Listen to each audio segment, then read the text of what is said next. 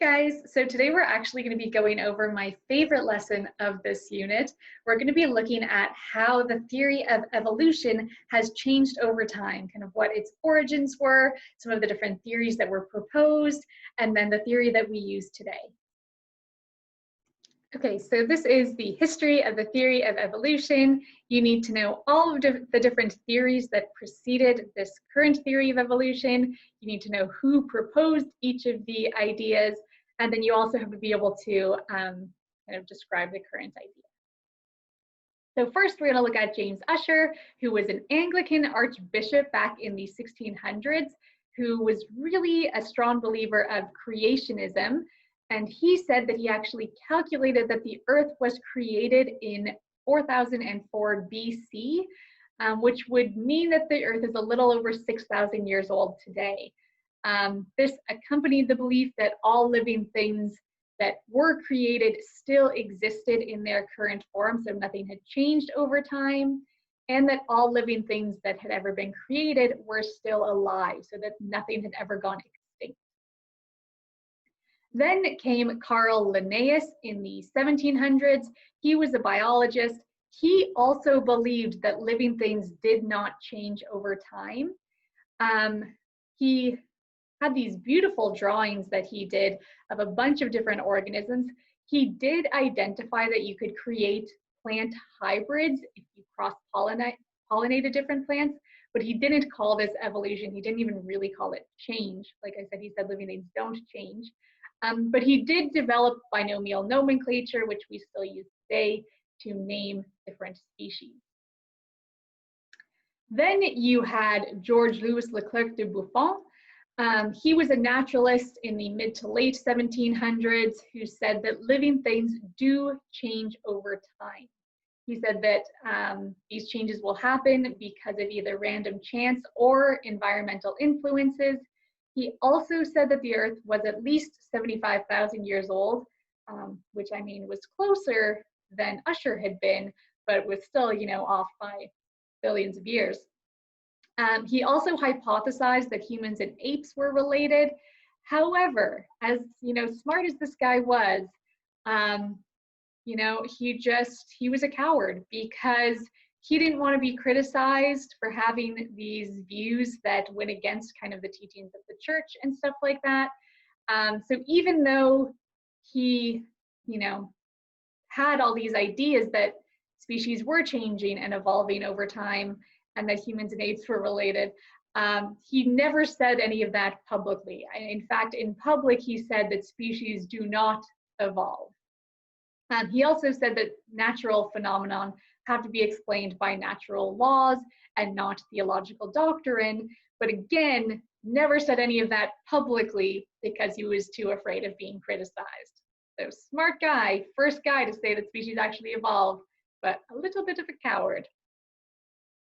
Then we get to Jean-Baptiste Clavière de Lamarck.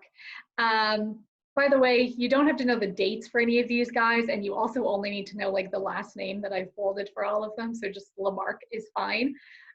Lamarck was a student of Buffon, and he was the first one to publicly state that organisms change, that evolution is happening. However, like kudos for him for, putting himself out there and, opening up to that criticism. I love this guy because, he took that chance, but he was an idiot. Lamarck is my lovable idiot because he proposed all these theories, but they were pretty much all wrong.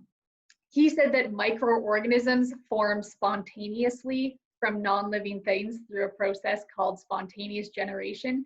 So essentially you have like a non-living like pebble and it spontaneously turns into a microorganism. He said that microorganisms then gradually evolve into more complex forms, constantly moving towards perfection.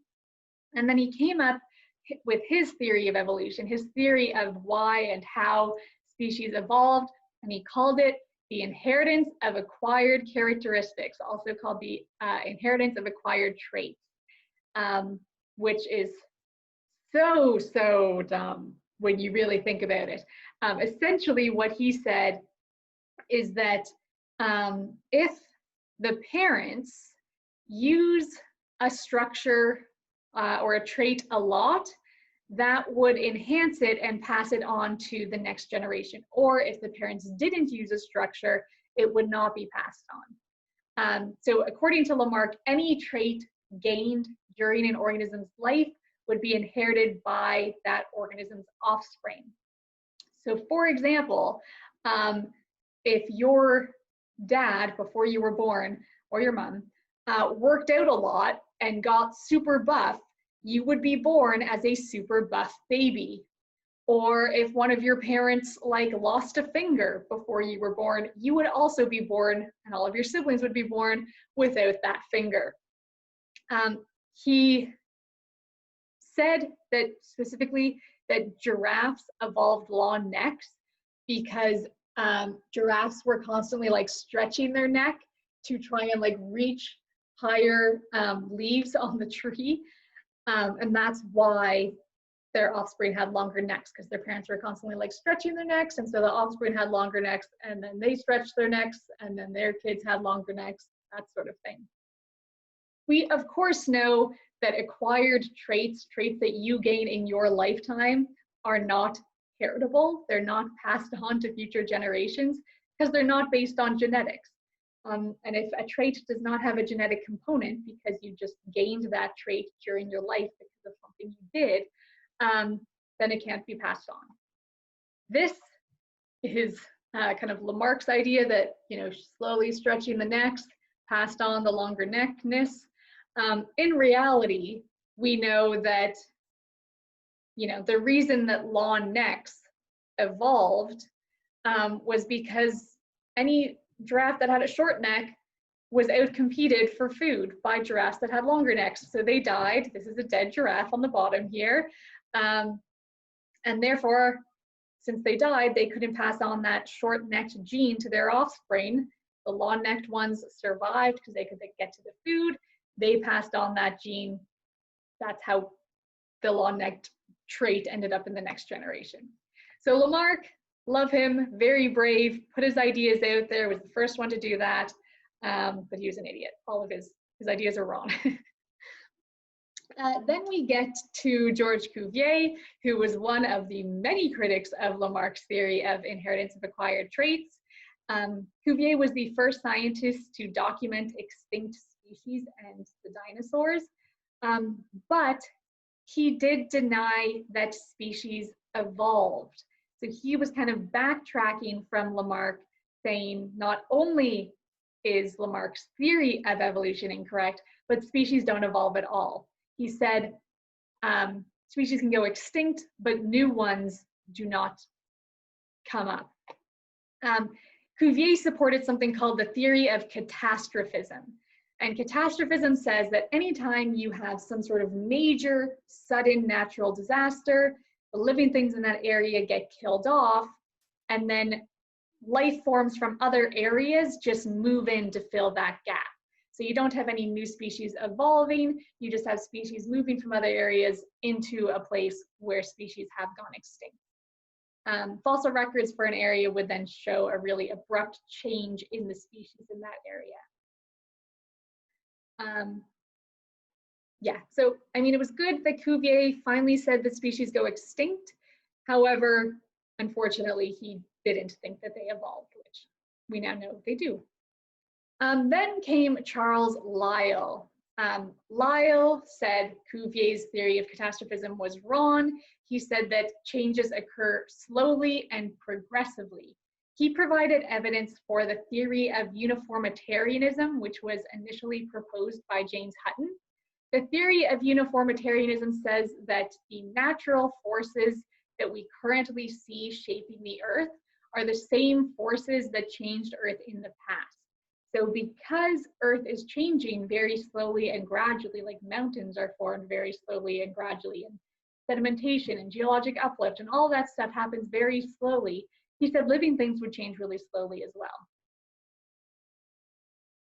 And then finally came Charles Darwin in 1831. He sailed on a ship called the HMS Beagle, went all around the world collecting information that he would use to develop his theory of evolution.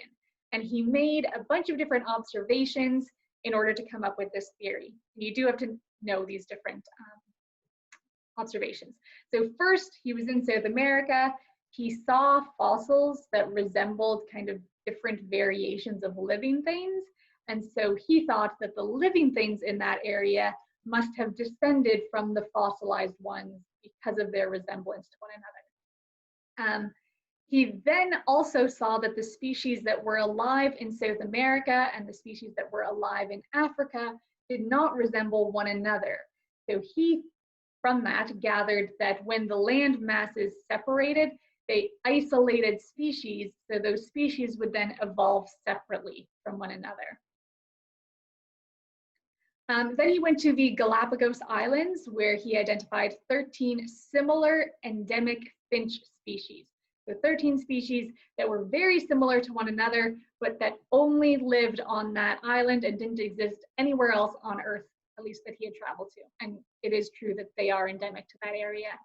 So he hypothesized that all 13 of those finch species had evolved from one common ancestor that had arrived on the Galapagos Islands.